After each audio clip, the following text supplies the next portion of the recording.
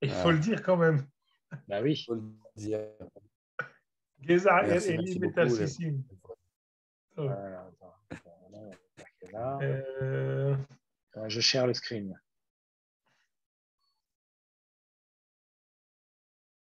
Commence par les psukim en fait. Oui, bien sûr, bien sûr. Quel pérec tu veux? Là, il y a 3 feuilles de toute façon, donc la possibilité de se tromper est très limitée. C'est vrai. Il y a 2 pages de Gemara et 1 page de Tanakh, donc la page de Tanakh, s'il te plaît. Alors, attends. Donne-moi une petite seconde. Le temps que tu mettes la page voulue, c'est pas ici, hein. Tu sais que c'est pas ici. Je sais. Laurent, Écoutez, si vous pouvez mettre en mute. Toda.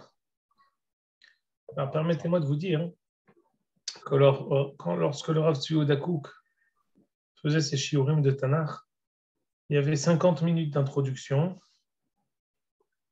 Et à part les 50 minutes d'introduction, il y avait aussi 10 minutes où on avançait.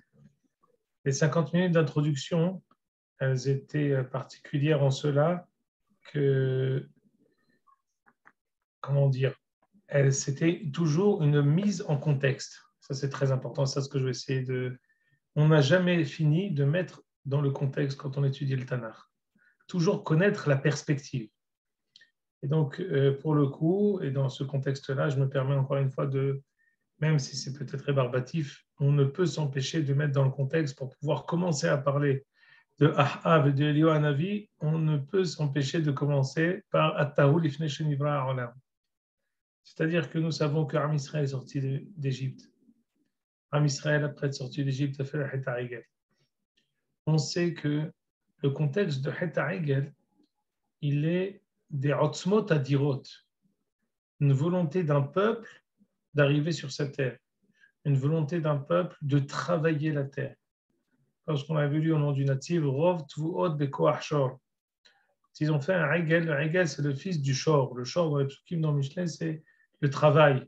On dit ne pas mettre la charrue avant les bœufs. Le symbole du travail de la terre, c'est le bœuf. Et Am Israël avait ces otzmot adirot de vouloir travailler, de vouloir mener à bien ce dessein divin qui est Am Israël Be'eret Israël. Accompagné de tout ce qui a été dit, accompagné de tout ce qu'on connaît, ils n'ont pas vu Moshe Rabbeinu, leur manhig leur a échappé l'espace d'un moment. Ils ont perdu le nord, ils en sont venus à vouloir servir à Kadosh Baruch Hu à travers le Hegel.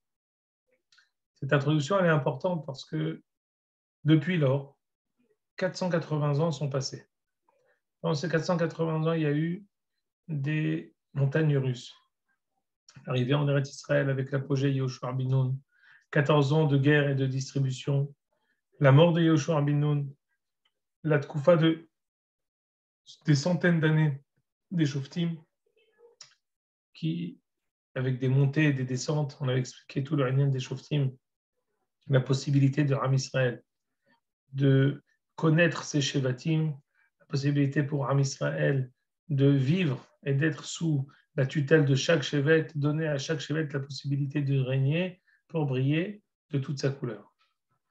À la fin de cette koufa, on termine et on dit maintenant est arrivée la passation de pouvoir entre l'ère des Shoftim, Elia Cohen, et l'ère des Nevi'im, Shmuel Hanavi. Ce passage qui a été tellement symptomatique lorsque la voix céleste est sortie dans le Mishkan et Shmuel entend Shmuel et il dit Ali, tu m'as appelé? Il dit non, je ne t'ai pas appelé. Bon, chacun repart à sa place. Une deuxième fois, Shmuel, tu m'as appelé? Non, je ne t'ai pas appelé. Shmuel a compris que c'est ici, c'est fini. Est arrivé le moment d'une nouvelle ère, c'est le moment de Nevi'im. Et maintenant, on passe d'un moment où c'était une direction et des micro-malchout à maintenant une malchout qui va être centralisée vraiment. Am Israël est arrivé à maturation pour pouvoir espérer vivre un moment de monarchie, un monarque qui va centraliser les pouvoirs et qui va pouvoir régner. D'où Shmuel, qui va lui être celui qui va engendrer spirituellement Shaoul et David. Tout le Sefer Shmuel est parsemé de l'histoire de Shaoul et David, Am Israël, pendant la Malchoute, avec les crises que la Malchoute et les différentes Malchouyot ont connues.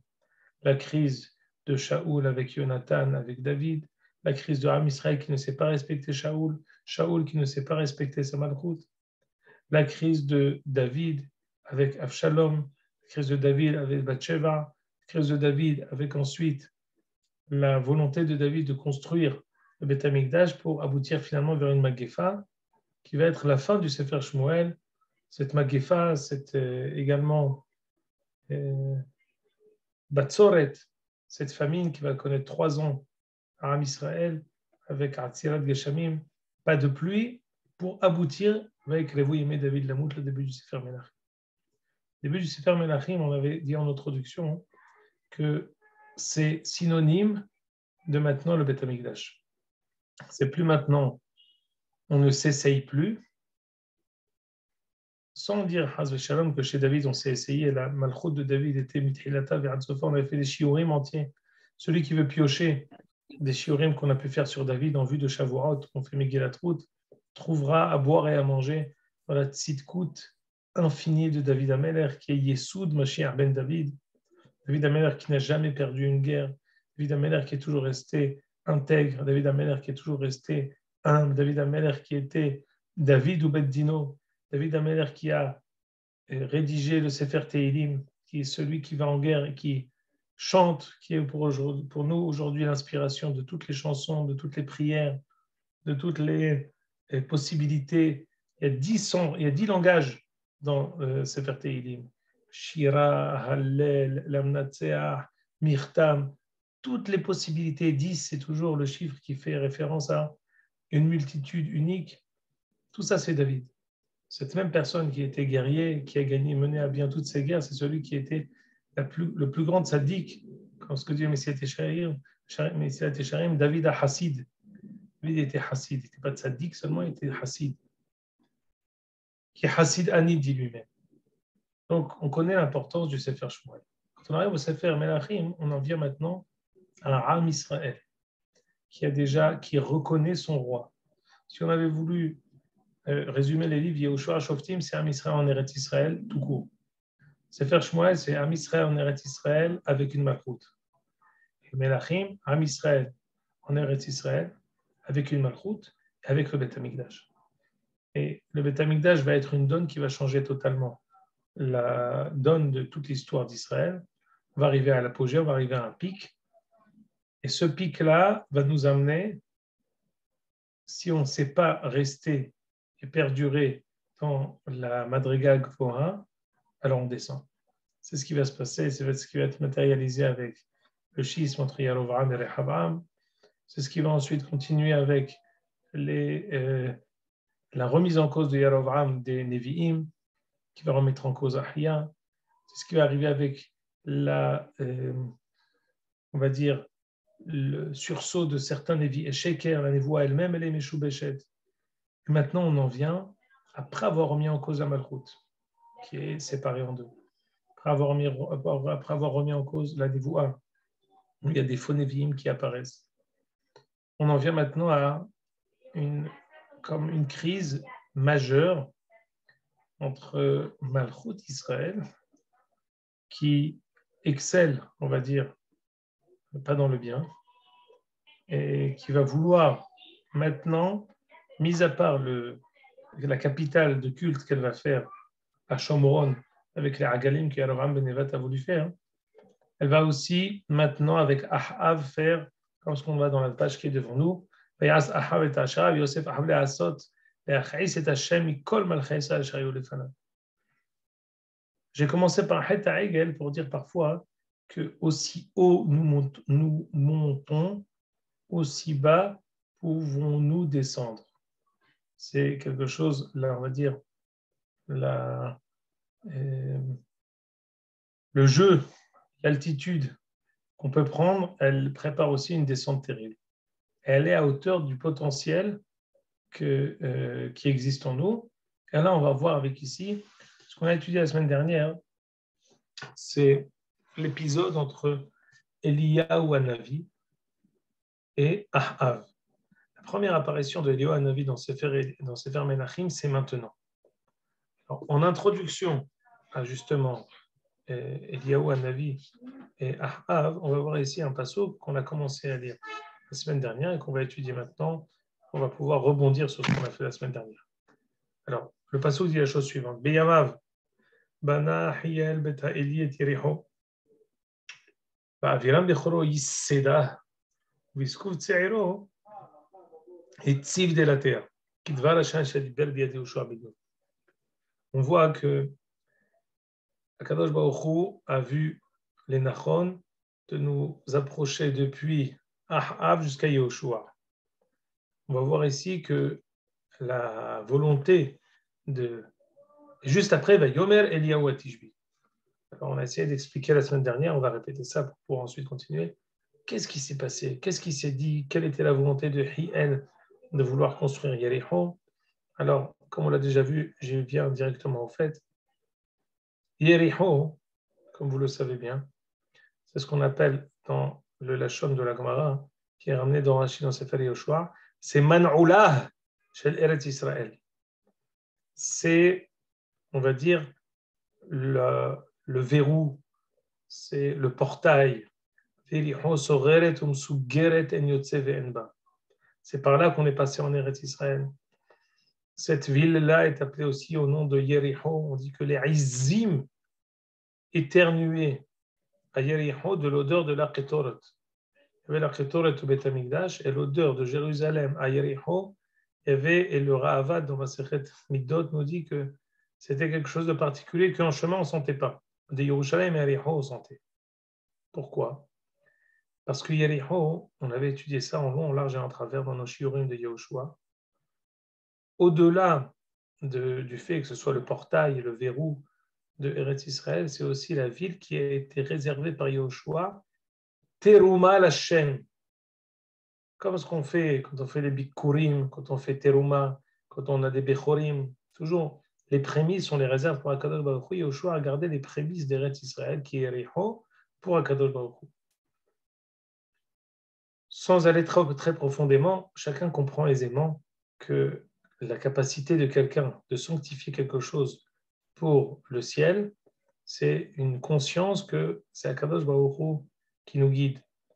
On vient ici être les représentants d'Akadosh Baruch Hu pour faire avancer un dessein divin. Ça, c'est le symbole de Yericho. Yericho qui est une ville Kedosha. Une ville Kedosha à l'image de Jérusalem, qui est aussi Kedosha. Yehoshua, pour donner une éternité à cet acte qu'il a fait, tout ce qui a été, toute la ville de Yericho, elle est Herem Lashem, elle est réservée à Kadosh Baruch Hu. C'est ce qu'on dit dans Parashat Bechukotai Kol Herem Ashel Yahoram. Le Ramban dans Mishpat HaHerem nous dit qu'il y a une force de Chachmei Israël, il a pensé à Yehoshua, de donner une force de loi à des haramim, des choses qu'on sanctifie à Kadosh Baruch Hu. Yehoshua a voulu faire de ça, a voulu sanctionner cette sanctification de la ville par une kelala. Celui qui commencera à la construire perdra son aîné, et quand il terminera de la construire, il perdra son cadet. Et en attendant, tous ceux qui sont en chemin aussi mourront hasve shalom. Et Hiel a décidé de construire Yericho. Et tous ses enfants sont morts. Et malgré tout, il a continué à construire. Quel est le contexte? Pourquoi il a voulu construire Yericho? Tu peux nous montrer, David, s'il te plaît, là, la Gemara dans Sanhedrin. Ah, et attends, cette Gemara dans... Attention, cette Gemara dans la Gemara de Yoma, hein, la Gemara dans Yoma, hein, voilà, c'est ça ce que je voulais. Très bien. Descends un peu, s'il te plaît. Je m'excuse que je m'approche, parce que je ne vois pas très bien. Alors, voilà. Alors, je vous lis ici. Ça se trouve dans la troisième ligne, telle que tu nous l'as proposé, David. Ahav, Shushbine Hava. Ahav était l'ami de Hiel. Ahav, c'était son copain. Imaginez-vous, chaque roi, il a un copain. Ahav, Shushbine de Hiel beta Eliava. Ata Ihu, ve Eliyahu le Mishal Bishlama. Ahav et Eliyahu se sont retrouvés, d'une manière fortuite ou pas, pour aller faire Nihom Avelim à Hiel qui a perdu ses enfants. Yati Vekaama. Donc Eliyahu s'adresse à Hiel et lui dit Dilma ki milat Yoshua achilat.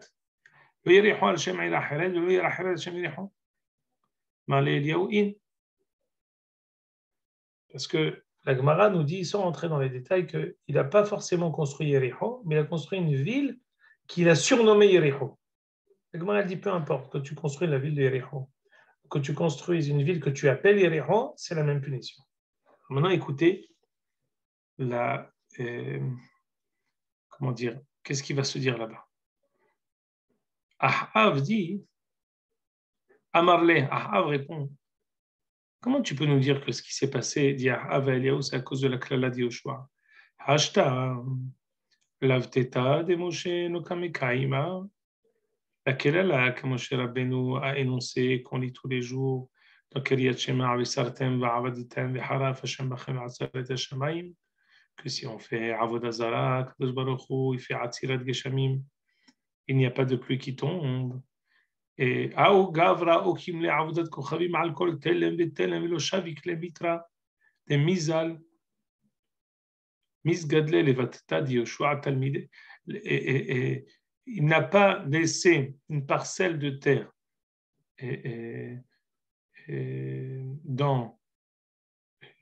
en Eretz Israël où il n'a pas fait Avodah Zara.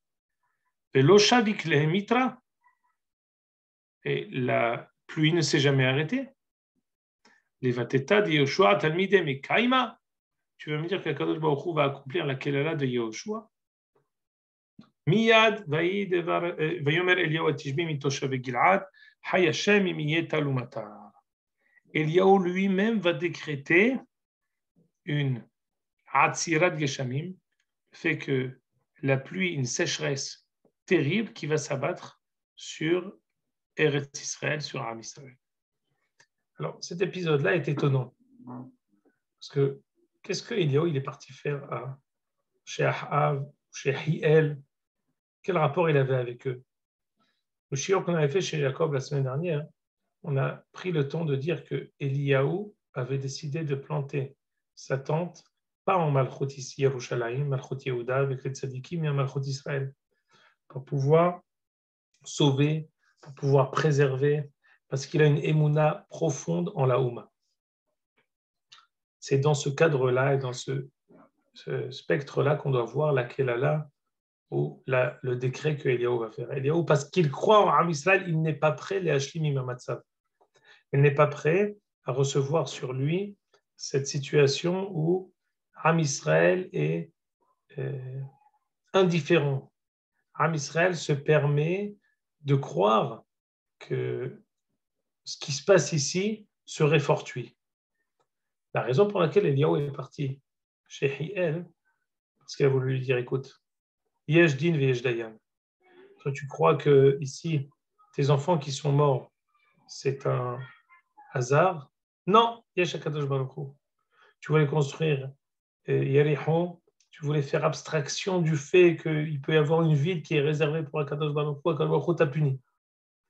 On a fait le diouk la semaine dernière au nom du Targum, que si tu veux, tu peux remettre, s'il te plaît, la page du Tanakh, David. Regardez ici, je lis ici le pasouk. Beyomohi, dans le Targum, Benahiel, Bet, Moumeyat Yericho, donc Hiel qui vient de Bet El, il a construit Yericho. Ketal Aviram Bouchre. C'est Pélé. Il a tué son fils, l'aîné, quand il a commencé à construire. Mais ce n'est pas lui qui l'a tué, c'est Akadosh Baruch Hu qui l'a tué. Le Midrash dit que son fils aîné Aviram, quand il a vu construire, il lui dit « Mais tu vas me tuer, laisse-moi tranquille, je ne veux pas que tu me tues. Si tu commences à faire ça, je vais être tué. » Qu'est-ce qui s'est passé? Il ne l'a pas laissé. Hiel a dû tuer son fils pour commencer à construire. Et tous les enfants, les uns après les autres, finalement, ils n'ont pas voulu laisser le père les faire et c'est lui qui les a tués. Donc, on peut vraiment se dire que ce qui s'est passé, c'est lui qui l'a tué. Tout ce qui nous arrive, finalement, c'est le fruit du hasard, c'est le fruit de notre choix, de notre libre arbitre, c'est pas Akadosh Baruch. Eliaou a voulu éveiller la Emouna. Quand on est dans un Bet Avel, le Alechem, il y a quelque chose de très, on va dire, caractéristique du Bet Avel, une maison d'endeuillés. C'est qu'il y a des élans extraordinaires de faire du bien. Pourquoi ? Parce que quelqu'un, il se trouve devant son destin. Il a été mis face à la mort. Comme il a été mis face à la mort, alors il est comme face à Kadosh Baruch Hu, et il a des grands élans. La chose la plus importante, c'est de donner une possibilité de matérialiser ces élans. C'est le principe des Nédarim, c'est quand on se promet quelque chose, se donner les moyens et l'assurance qu'on va le faire, pas qu'on ne va pas s'éteindre, qu'on ne va pas se refroidir le lendemain. Eliaou a voulu profiter de cette matzav de Bet Avel. Et il a voulu réussir à réveiller Hiel pour lui dire, attendez, Malchut d'Israël, vous foncez droit vers l'abîme. Il est venu, il a dit, avec la Kelala de Moshe, il ne l'a pas accompli, la Kelala de Yoshua va-t-il l'accomplir? Il a réussi à faire passer une douche glacée sur l'élan de Teshuvah que Hiel, qui a perdu tous ses enfants, aurait pu connaître. Et quand il a vu ça, Eliaou Hanavi, il a décidé que c'est fini. C'est lui, il a essayé avec Derech HaTeva, ça s'est pas fait. C'est lui qui va maintenant mener le bal pour pouvoir éveiller Am Israël entièrement à la Teshuvah. On sait que finalement, l'issue de cet épisode, c'est Eliaou Hanavi Behar Carmel qui va s'adresser à Am Israël, qui va lui dire Admatay etem posehim al shetea se'ipim. Jusqu'à quand allez-vous danser sur deux poteaux? Im Hashem ha'elokim, servez-le. Im ha'be'alim ha'elokim, servez-les.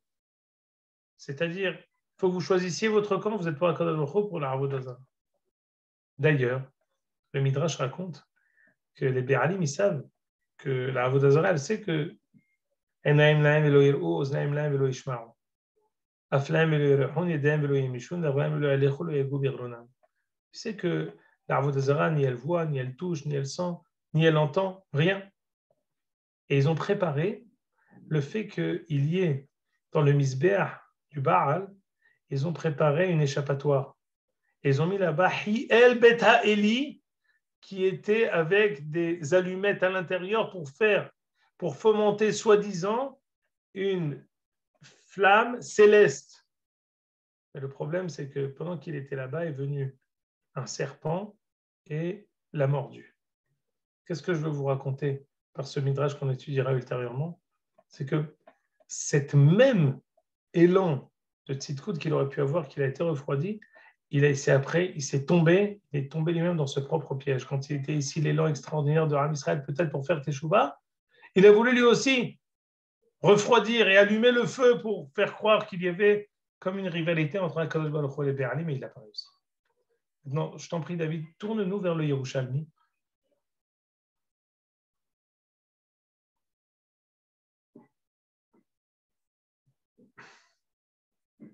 Non, ça c'est le Bavli. Ah voilà. Très bien. Voilà. Alors, je lis ici le Yerushalmi à la fin de Masechet Brachot qui parle de Yericho. Parce que je vais essayer d'expliquer quel était l'enjeu de cette ville de Yericho et en quoi la ville de Yericho elle a été l'élan avec lequel finalement c'est triste ce qu'il a vécu Hiel. Finalement, cette chose qui a été triste, elle a provoqué la kin'a de Eliaou. Eliaou qui par sa kin'a va lui-même se raffiner et devenir et veriti shalom et il va partir vivant en Olam Haba. C'est-à-dire que on a ici une ta'alichiyut. On connaît ici en fait un processus que la Oumma entière elle passe. C'est des processus qui ne prennent pas ni un jour, ni un mois, ni un an, ni des dizaines d'années, mais des centaines d'années, comme ce qu'on a commencé depuis la sortie d'Égypte. Jusqu'au moment où on a eu le Beth Amikdash, il y a eu à peu près 500 ans. Depuis ces 500 ans jusqu'à maintenant, il y a eu des dizaines d'années. Et les birourim continuent et continue à birour, à birour. Am Israël se connaît de plus en plus. On apprend sur le terrain, il y a des birourim qui se font. Nos Nevi'im aussi connaissent des birourim et des Ibrahimouyot, entre autres Eliyahu Hanavi. La volonté de Hiel, qui est l'ami de Ahav, de construire la ville de Yericho, il y avait ici une cavale. Alors regardez ici. Shlosha Amar Bioshua Deromia. Shlosha Devarim Gazru Beddin Shel Matta Veski Beddin Shel Ma'ala Imahen. Trois choses qui ont été décrétées par Beddin Shel Matta et rétroactivement Beddin Shel Ma'ala a donné son approbation sur ce qui a été décrété en bas. Ve'eluhem. Voici ces trois choses-là. Herma Shel Yericho, Merilat Esther, Shel Shalom Beshem. On ne va pas étudier les trois. On va se concentrer par contre sur Herma Shel Yericho, Hata Israël. Lorsque Achan a pris du butin, Kadosh Baruch Hu s'adresse à Yehoshua, il lui dit Hata Israël. Am Israël a fauté, mais ce n'est pas Am Israël qui a fauté, parce que finalement, Kadosh Baruch Hu, ce n'est pas lui qui a décrété que la ville de Yericho, elle va être ville consacrée à Kadosh Baruch Hu. Et le Yehoshua Gazar. Et la Melamed, j'ai esquimé Beddin Shel Ma'ala Imahen. D'ici, on apprend que lorsque Am Israël a décrété cette chose-là, on a Akadosh Baruch Hu a eu ensuite cette approbation. La chose que je vais vous dire ici, regarde maintenant la deuxième feuille que je t'ai dite, David, il y a la Gemara dans Yoma.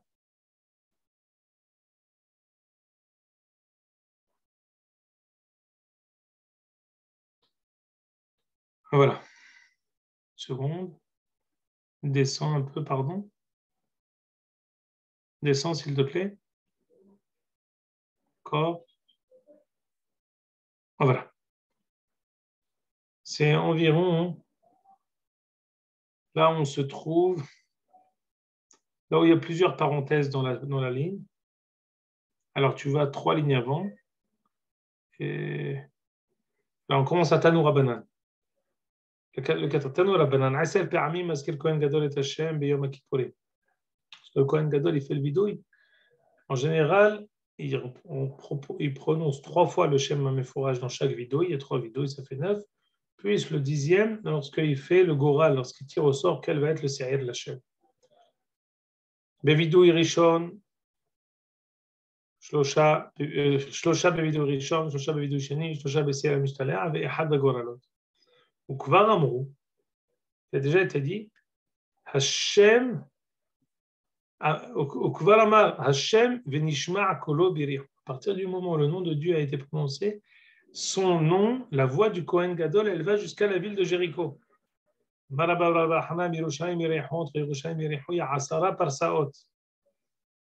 C'est environ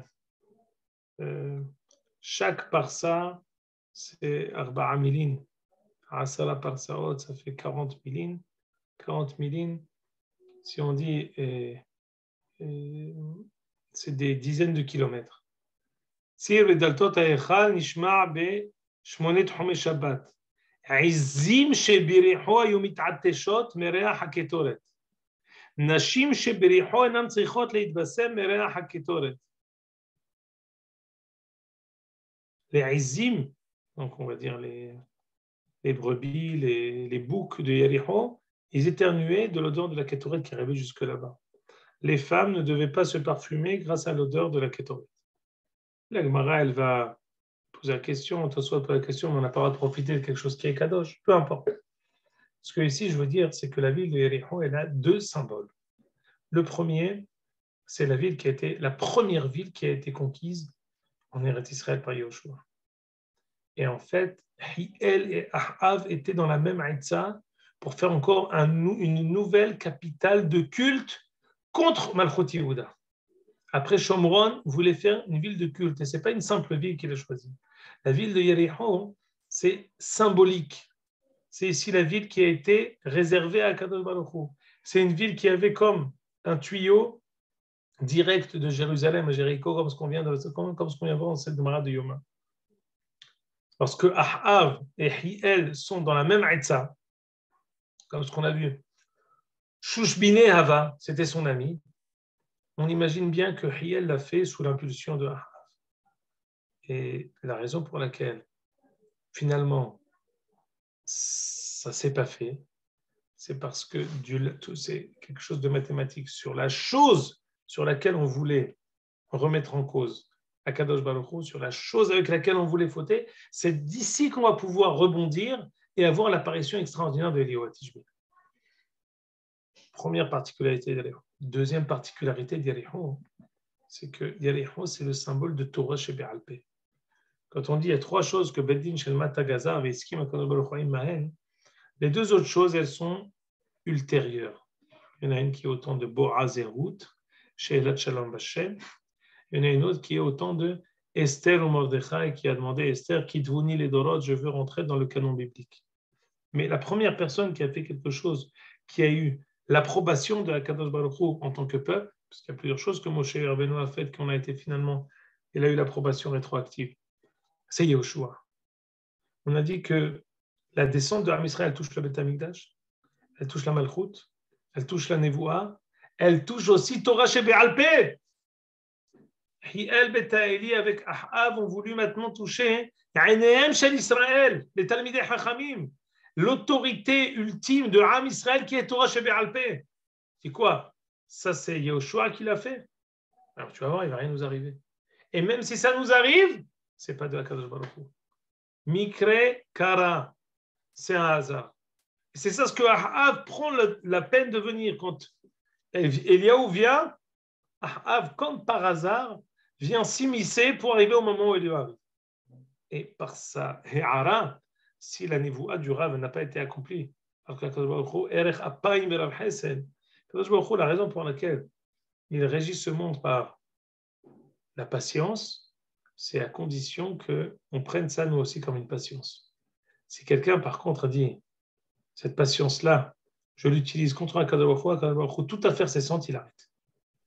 Il fallait justement, il fallait attendre que le Navi décrète pour que ça se, pour que Akadosh Baruch Hu punisse le Ham Israël. On a déjà vu des fois où il n'y a eu pas besoin du Navi direct. Il y a eu un. Alors c'est une bonne remarque que tu dis, que tu veux. Alors, je vais même donner une réaïa à ce que tu dis. C'est qu'au temps de David Améler, ce n'est pas David qui a décrété, c'est Akadosh Baruch Hu qui a décrété la sécheresse. Mais ici, la Nevoua, Eliyahu Hanavi doit passer une Idbarerut. On va reprocher à Eliyahu, ultérieurement, sa kannaout. Kanno kinetil Hashem. Parfois, je te donne un exemple lointain qui peut nous donner une illustration. Parfois, il y a un talmide d'un Rav qui est plus respectueux du Rav, plus kannaï du Rav que le Rav lui-même. C'est quelque chose de tout à fait naturel. Le Rav, il est mohel, mais le talmide, il n'est pas mohel. Eliyahu Hanavi, quand il a vu cette situation-là, il est arrivé dans une kin'a comme Pinhas, il est arrivé avec force et avec fougue. Il a dit c'est fini. À tel point on va voir, toute sa émouna qu'il a envers Ham Israël, va aller jusqu'à être ébréché à un moment, quand il va dire je veux partir, j'ai plus rien à faire. Et en fait, tout ça, c'est pour qu'on arrive au point où Eliyahu lui-même va arriver à cette toda'a que lui, il aimait la mettre sur Israël. C'est vrai que ça aurait pu être Akadosh Baruch Hu qui décrète cette chose-là. Mais finalement, ce birour que Eliyahu va passer, ce birour entre la kin'at tzrufa et le limud tzrut que Eliyahu va être sollicité de faire, on ne l'aurait pas eu. Le fait que lui, il était la cause de cette sécheresse, c'est quelque chose qui est précédé d'abord par une émouna extraordinaire en Ham Israël, parce qu'on ne punit que lorsqu'on a l'espoir que ça marche, et ça va être finalement récompensé à la fin par un ilouï, il va être Melametzrot sur Israël. Il va devenir le Malach HaBerit, il va être celui qui, dans toutes les situations, c'est lui qui est assis en bas d'un arbre et qui, tous les Motzei Shabbat, il écrit Zruyotem Shel Israël. C'est lui qui est le grand Melametzrot, c'est lui qui viendra annoncer la Géoula. Mais ça, il a passé un ta'alir. Il y a eu quelque chose qui a eu besoin de se faire. C'est que quelqu'un qui était d'abord Kanaï et après il est devenu plus. Mais la Metzrout, c'est pas comme si quelqu'un est toujours Melametzrout. Celui qui est toujours Melametzrout, parfois, ça découle aussi, ça peut découler d'une candeur ou d'une naïveté. Non, lui, c'est exactement de quoi il s'agit. Et avec toute cette connaissance du mal, il arrive à malgré tout faire un limud zchut amok. C'est pour cela qu'on a eu besoin de passer par Eliyahu. Mais la kavana de Hiel, elle était ici de remettre en cause Hachmet Torah Shebe'al Peh. De remettre en cause pas seulement la place de Yericho en tant que Herma chez l'Eretz Israël, de remettre en cause même la capacité de Hachmé Israël. On dit Kidvar Hashem bimei Yehoshua. Ils n'ont pas la force. Tout le Sefer Yehoshua, si on avait voulu faire un titre de notre étude, c'était Koach Torah Shebe'al Peh. La force de Torah Shebe'al Peh, la force de Hachmé Israël après la mort de Moshe, c'est retrouver les 3000 halachot qui ont été perdus et oubliés au temps du Evlo Shel Moshe. Ça, c'est tout Sefer Yehoshua. Le fait de prendre cette ville qui est l'entrée de Eretz Israël, qui est le briado chez Yehoshua, le fruit de Yehoshua bin Nun, ça c'est une attaque frontale face à Hachmé Israël.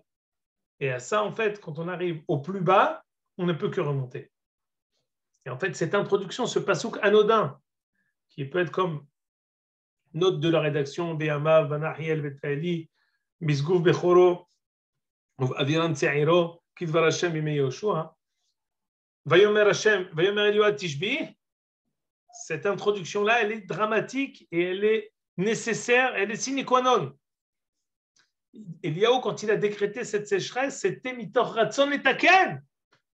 Ça aussi, c'est quelque chose de très important qu'on doit apprendre d'ici. Jamais les punitions d'Akadosh Baruch Hu ou la patience d'Akadosh Baruch Hu, elle est pour punir ou elle est pour fermer les yeux. Elle est toujours constructive. Akadosh Baruch Hu, il est patient, c'est à condition que finalement il va y avoir un tikkun. Akadosh Baruch Hu, il punit, c'est parce qu'il sait que finalement il va y avoir un tikkun.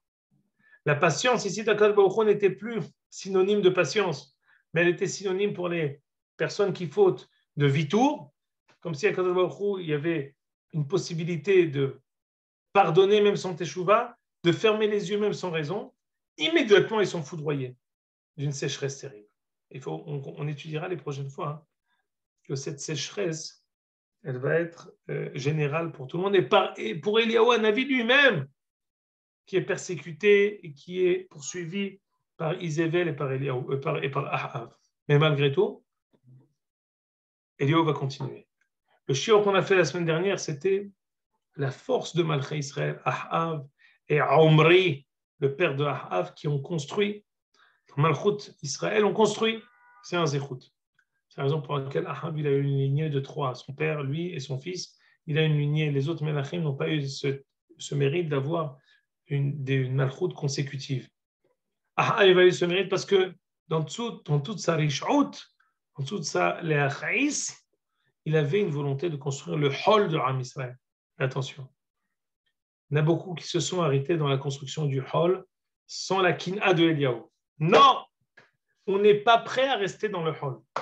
Nous avons conscience que le hall est nécessaire, est un besoin, mais on sait également que sans la kin'a de Eliyahu Hanavi, après le hall qui a été construit à outrance au temps de Eliyahu, on a besoin du kano kineti Hashem Elokei Israël. On a besoin de Eliyahu qui vient pour les harim et kol haouma. Et que après tout Am Israël crie tous ensemble Hashem wa Elohim, qu'on dit à Yom Kippour pendant les Selihot. Et le Yom Kippour, c'est issu de cet épisode qu'on va arriver dans quelques prakim, où Am Israël va être face à ses responsabilités et Eliyahu va les exhorter de crier haut et fort Hashem wa Elohim. Mais ça, c'est le résultat d'un travail, le résultat d'une émouna, le résultat des moutzrout. Et le résultat aussi d'un birour de Am Israël qui croit qu'il faut faire le hall, en faisant Nitalmud Gmura du Kodesh, en fermant les portes pour arriver au Beth Amikdash. Peut-être de manière temporaire, on peut tolérer cette chose-là à condition qu'on revienne.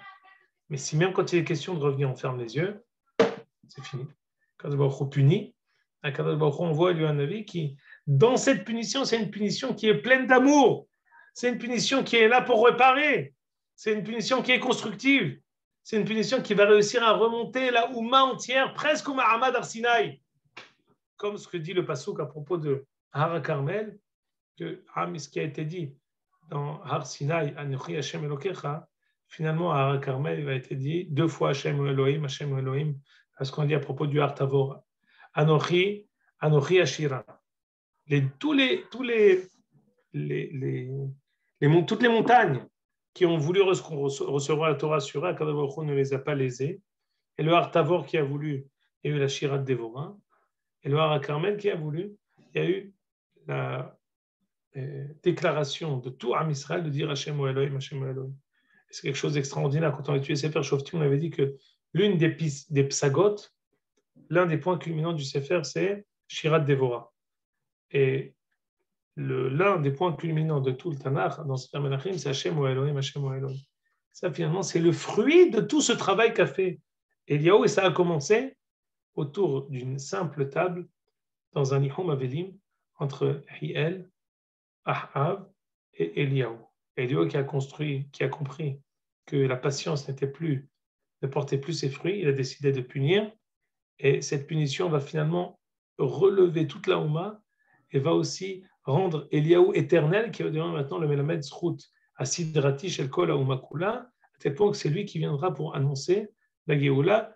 Celui qui croit en Israël, celui qui sait les punir, celui qui sait aussi les Lamed Aleim Zchut, c'est lui qui peut venir avec Moshe Rabbeinu pour nous annoncer la Géoula. Ad Kan, si vous avez des questions, Besimcha Rabba.